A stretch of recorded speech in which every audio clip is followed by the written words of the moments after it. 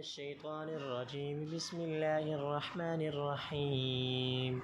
إذا وقعت الواقعة ليس لوقعتها كاذبة خافضة رافعة. إذا رجت الأرض رجا وبست الجبال بسا فكانت هباء منبثا وكنتم أزواجا ثلاثا فأصحاب الميمنة ما أصحاب الميمنة وأصحاب المشأمة ما أصحاب المشأمة والسابقون السابقون أولئك المقربون في جنات النعيم ثلة من الأولين وقليل من الآخرين على سرر موضونة متكئين عليها متقابلين يطوف عليهم ولدان مخلدون بأكواب وأباريق وكأس من معين لا يصدعون عنها ولا ينزفون وفاكهة مما يتخيرون ولحم طير مما يشتهون وحور عين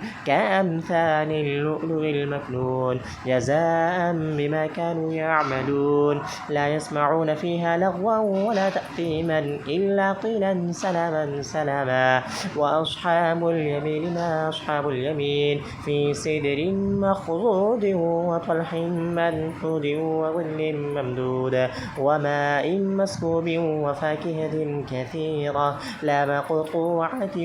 ولا ممنوعة وفرش مرفوعة إنا أنشأناهن إنشاء فجعلناهن أبكارا عربا أترابا لأصحاب اليمين ثلة من الأولين وثلة من الآخرين وأصحاب الشمال ما أصحاب الشمال في سموم وحميم وظل من يحموم لا بارد ولا كريم إنهم كانوا قبل ذلك مترفين وكانوا يصرون على الحنث العظيم وكانوا يقولون أئذا متنا وكنا ترابا وعظاما أئنا لمبعوثون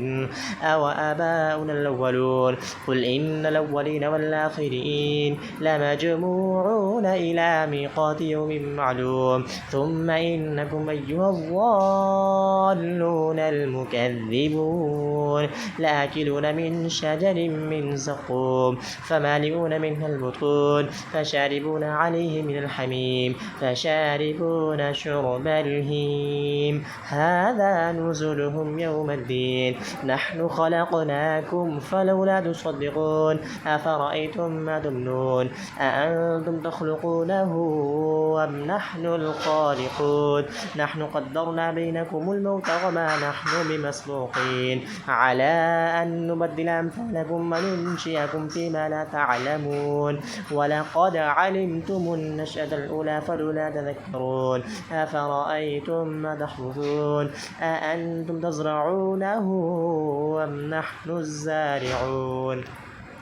لو نشاء جعلناه جاجا فلو نشاء جعلناه حطاما فظلتم تفكهون إنا لمغرمون بل نحن محرومون أفرأيتم الماء الذي تشربون أأنتم أنزلتموه من المزن أم نحن المنزلون لو نشاء جعلناه أجاجا فلولا تشكرون أفرأيتم النار التي تورون أأنتم أنشأتم شجرتها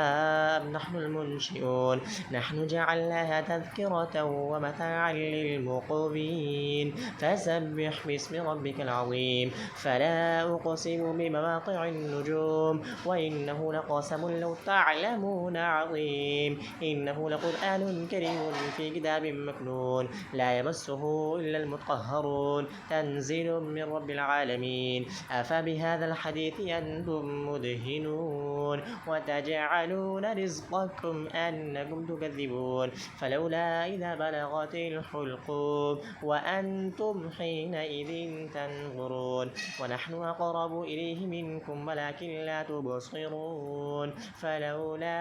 إن كنتم غير مدينين ترجعونها إن كنتم صادقين فأما إن كان من المقربين فروح وريحان وجنة نعيم وأما إن كان من أصحاب اليمين فسلام لك من أصحاب اليمين وأما إن كان من المكذبين الضالين فنزل من حميم وتصلية جحيم إن هذا لهو حق اليقين فسبح باسم ربك